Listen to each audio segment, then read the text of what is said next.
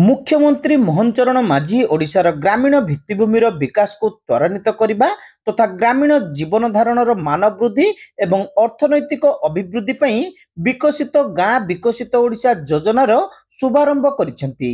एही योजन गाँर भित्तिभूमि विकास पई वर्ष को 1000 कोटी टंका लेखा हिसाब रे 5 वर्ष रे मोट 5000 कोटी टंका विनियोग कराजिबो।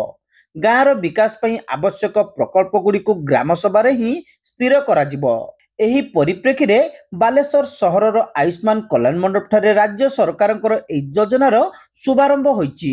जिला स्तरीय कार्यक्रम रे सांसदों प्रतिनिधि शुभंकर महापात्र, सदर विधायक मानस दत्त, जिला परिषद मुख्य उन्नयन अधिकारी तथा कार्यनिर्वाही अधिकारी विश्वरंजन नायक, सदर बीडीओ उत्तम जेना एवं वरिष्ठ पदाधिकारी प्रमुख योगदान करथिले।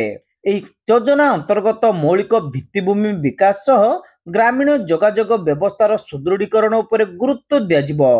एथि सहित विशेष भाव में अनुन्नत जनजाति समुदाय बसवास करुवा अंचल आभ्यंतरणीय एवं आंत ग्राम सड़क संयोगीकरण, क्षुद्र पर्यटन स्थलीर विकास और उन्नतीकरण, शिक्षा और क्रीड़ा भित्तिभूमिर संप्रसारण और आधुनिकरण तथा नूतन अभिनव जनमंगलकारी बहुमुखी प्रकल्प निर्माण एवं कार्यान्वयन उपरे गुरुत्व दियाजिबो।